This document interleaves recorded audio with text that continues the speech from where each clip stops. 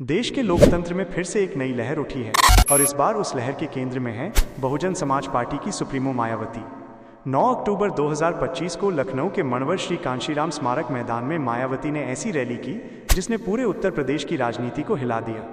इसे लोग मायावती का महाकुंभ कह रहे हैं और वाकई भीड़ देखकर यही लगा कि जैसे जनता खुद लोकतंत्र का मेला लेकर आई हो।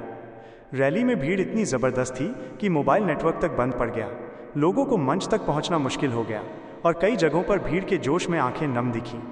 ये वही भीड़ थी जो शायद सालों से एक उम्मीद लेकर बैठी थी कि कोई फिर से उनके अधिकारों, उनके सम्मान और उनके अस्तित्व की बात करे। मायावती ने इस रैली से एक बात साफ कर दी, माइनस कि वो अब पूरी ताकत के साथ मैदान में लौट आई हैं। उन्होंने कहा कि 2027 का विधानसभा चुनाव वो किसी गठबंधन के सहारे नहीं बल्कि अकेले लड़ेंगी। उनका कहना था कि बीएसपी किसी की बैसाखी नहीं बनेगी बल्कि खुद अपनी ताकत से सत्ता में वापसी करेगी। ये घोषणा अपने आप में बड़ी है क्योंकि पिछले कुछ समय से चर्चा थी कि शायद बीएसपी किसी पार्टी के साथ गठबंधन कर सकती है, लेकिन मायावती ने वो संभावना खत्म कर दी और कहा, हम जनता के भरोसे राजनीति करते हैं, किसी सौदेबाजी पर नहीं। रैली में मायावती का रुख बीजेपी पर थोड़ा नरम और समाजवादी पार्टी पर बेहद तीखा नजर आया। उन्होंने अखिलेश यादव पर जमकर हमला बोला और कहा कि जो लोग कांशीराम जी की पुण्यतिथि का इस्तेमाल राजनीति के लिए कर रहे हैं वे असल में बहुजन आंदोलन के असली दुश्मन हैं। उन्होंने कहा कि कांशीराम जी ने हमेशा समाज को जोड़ा, लेकिन आज वही नाम कुछ लोग तोड़ने की कोशिश कर रहे हैं। इस बयान ने सियासी हलचल तेज कर दी। समाजवादी पार्टी ने पलटवार करते हुए कहा कि बीएसपी और बीजेपी में छुपा हुआ समझौता चल रहा है। कांग्रेस ने तो ये तक कह दिया कि मायावती की ये रैली आरएसएस और बीजेपी को खुश करने की कोशिश है, लेकिन मायावती ने इसका जवाब भी बहुत सधी हुई भाषा में दिया। उन्होंने कहा, हम किसी की कठपुतली नहीं हैं, बीएसपी सिर्फ अपने लोगों की पार्टी है, न दाएं झुकेगी न बाएं। अब बात करें संगठन की, तो मायावती ने इस बार पार्टी के ढांचे में भी बड़े बदलाव किए हैं।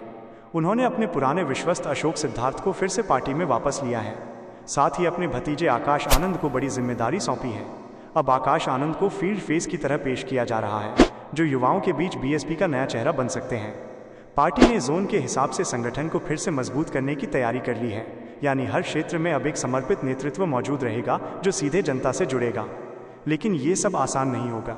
मायावती को न केवल विपक्षी हमलों का सामना करना पड़ रहा है, बल्कि उन्हें अपने संगठन को दोबारा जीवित करना भी है। पिछले कुछ सालों में बीएसपी की ज़मीनी पकड़ कमज़ोर हुई है, कई पुराने नेता पार्टी छोड़ गए और दलित वोट बैंक में भी सेंध लगाने की कोशिशें बढ़ी, लेकिन ये रैली उस मायूसी को तोड़ने का संकेत थी। मंच पर खड़ी मायावती ने जब कहा कि बहुजन समाज पार्टी की जड़ें किसी मीडिया की सुर्खियों पर नहीं बल्कि जनता के दिल में है, तो भीड़ ने एक स्वर में उनका साथ दिया। उस पल ऐसा लगा जैसे बीएसपी फिर से अपनी असली ज़मीन पर लौट आई है। मायावती ने रैली में सिर्फ राजनीति नहीं बल्कि सामाजिक मुद्दों पर भी अपनी बात रखी। उन्होंने मांग की कि मुरादाबाद के गौतम बुद्ध पार्क में जो सीनियर केयर सेंटर बन रहा है उसे तुरंत रोका जाए, क्योंकि वो धार्मिक भावनाओं से जुड़ा स्थान है। उन्होंने मेडिकल कॉलेजों में SC/ST आरक्षण घटाने के फैसले का विरोध किया और कहा कि जो लोग बाबा साहेब के संविधान को कमज़ोर करने की कोशिश कर रहे हैं वे लोकतंत्र के असली दुश्मन हैं। साथ ही उन्होंने विपक्षी दलों को चेतावनी दी कि दलितों की चुप्पी को कमज़ोरी समझना बड़ी भूल होगी। ये बात तो साफ है कि मायावती अब अपनी राजनीति को फिर से उसी आंदोलन मोड में लाने की कोशिश कर रही हैं जैसा उन्होंने 90 के दशक में किया था। लेकिन सवाल ये है, क्या 2027 तक जनता का भरोसा फिर से जुटाया जा सकता है? क्या आज के युवा जो पहली बार वोट देंगे मायावती की राजनीति से जुड़ पाएंगे? यही सबसे बड़ी परीक्षा होगी। मायावती का ये फैसला कि वो अकेले चुनाव लड़ेंगी एक बड़ा जोखिम भी है और एक बड़ा मौका भी। अगर वो सफल हुई तो ये उनके लिए सत्ता की वापसी हो सकती है, लेकिन अगर नाकाम रही तो ये उनके राजनीतिक जीवन की सबसे बड़ी चोट भी बन सकती है। फिर भी मायावती जिस आत्मविश्वास से बोल रही हैं उससे लगता है कि वो अब किसी समझौते के मूड में नहीं है। वो कह चुकी हैं, सत्ता नहीं सम्मान चाहिए, और अगर जनता साथ है तो कोई हमें रोक नहीं सकता। अब राजनीति के इस दौर में विरोधी दल भी बेचैन है। समाजवादी पार्टी चाहती है कि दलित वोट वापस उनके पाले में आए, लेकिन मायावती ने साफ कर दिया है कि बहुजन वोट बैंक बिकाऊ नहीं है।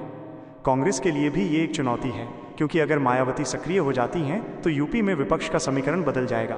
बीजेपी के लिए ये स्थिति दोधारी है, क्योंकि मायावती के कुछ बयान उन्हें लाभ भी दे सकते हैं और कुछ नुकसान भी। कुल मिलाकर ये कहना गलत नहीं होगा कि मायावती की ये रैली 2027 के चुनाव का ट्रेलर थी, और ये ट्रेलर देखकर लगता है कि आने वाले महीने उत्तर प्रदेश की राजनीति में भारी उथल पुथल देखने को मिलेगी। मायावती फिर से अपने पुराने तेवर में है, लेकिन इस बार एक नए अंदाज में, संयमित लेकिन सटीक, शांत लेकिन धारदार।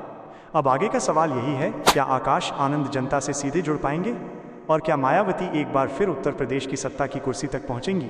ये सब आने वाले महीनों में साफ होगा। लेकिन जो तस्वीर आज दिख रही है उसमें एक बात साफ है, मायावती अब सिर्फ एक नेता नहीं बल्कि एक संदेश बन चुकी हैं। तो दोस्तों, अगर आपको लगता है कि ऐसी सच्ची, बिना डर की ज़मीन से जुड़ी रिपोर्ट आपको और मिलनी चाहिए तो आज एक नया कदम उठाइए। सिर्फ सब्सक्राइब मत कीजिए, हमारे परिवार में शामिल हो जाइए। हाँ, आपने सही सुना, जॉइन अस फैमिली बटन दबाइए, क्योंकि यहाँ हर खबर आपकी है, हर आवाज़ हमारी है। और हाँ, आज एक छोटा चैलेंज भी है। 3 दोस्तों को इस वीडियो के बारे में बताइए और नीचे कमेंट में लिखिए मैंने 3 लोगों को जोड़ा है। हम अगली वीडियो में आपके नाम के साथ शाउट आउट देंगे, क्योंकि ये चैनल सिर्फ न्यूज़ नहीं, एक आंदोलन है जहां हर दर्शक एक आवाज़ है, हर सब्सक्राइबर एक शक्ति। तो भारत की आवाज़ के साथ मिलकर कहिए, जॉइन अस फैमिली और सच्चाई की ये आवाज़ आगे बढ़ाइए।